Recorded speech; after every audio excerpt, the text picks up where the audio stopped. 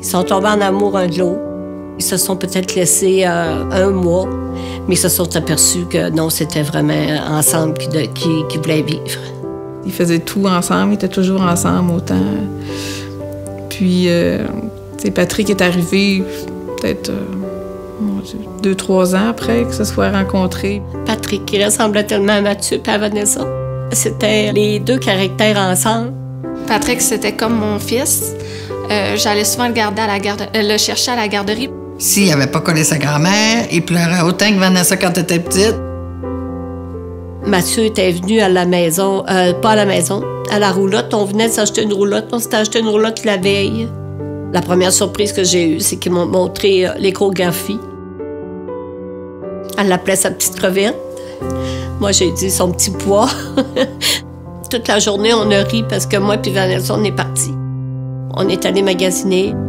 Il est parti à 8h30. L'accident est arrivé 14 minutes plus tard.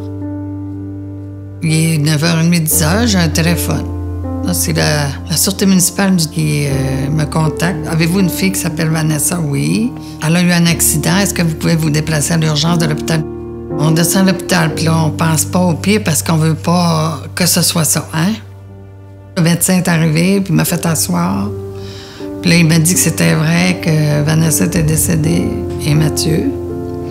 Puis que Patrick était semi-conscient, mais il y avait 75% du cerveau atteint en hémorragie, qu'il n'y avait pas grand chance de le sauver.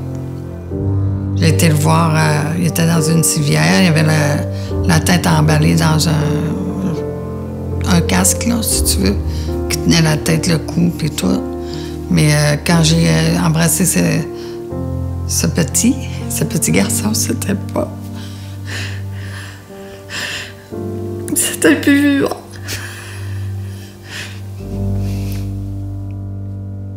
Nous, on l'a su, il était 11h le soir. Parce qu'ils nous cherchaient, ils ne nous trouvaient pas.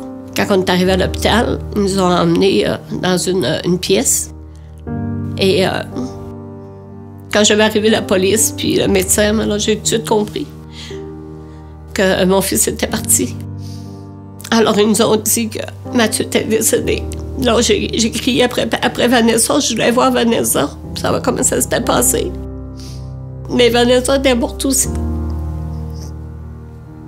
Alors, j'ai demandé à voir Patrick. Ils m'ont dit, c'est trop tard, il est parti pour Sainte-Justine. On a réussi à rejoindre Daniel puis Denis, puis là, les policiers sont venus nous voir, mais tout ensemble.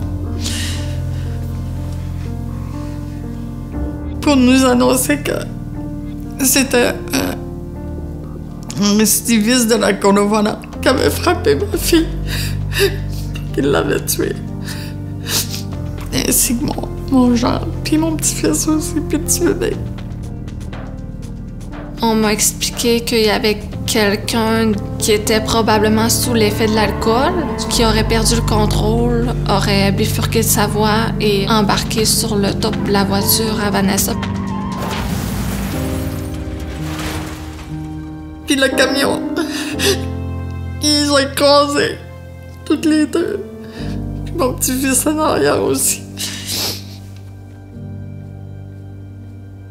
Puis j'ai pensé, j'ai dit, Daniel, j'ai dit, Mélanie reste à Montréal de concert ensemble, les parents. On a décidé d'appeler Mélanie, puis Mélanie a pris en charge Patrick. Fait là, on a pu le voir après. Fait que, moi, dans le fond, tout ce que je demandais, c'est... J'ai demandé à mon frère de venir le chercher s'il y avait plus de...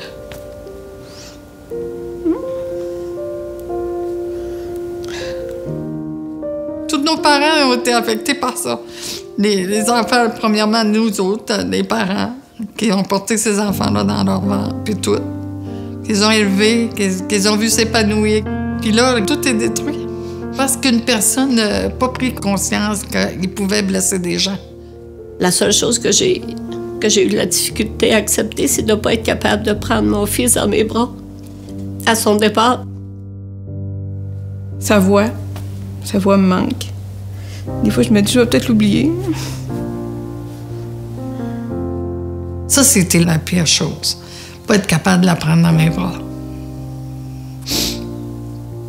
Patrick aussi. Pas être capable de les embrasser, de faire des câlins. Je pense à Patrick aussi, tu sais. Il rentrait à l'école, tu sais, sa graduation, sont toutes des choses comme ça qu'on vivra pas non plus avec lui. Perdre une famille complète à cause de quelqu'un qui a bu, là. C'est terrible. Je n'en verrai plus jamais. Pensez-y comme il faut avant de faire ça. Tout ce que je sais, ce qui me manque. Il me manque énormément, ils me manqueront tout le temps. C'est la seule chose que je peux dire.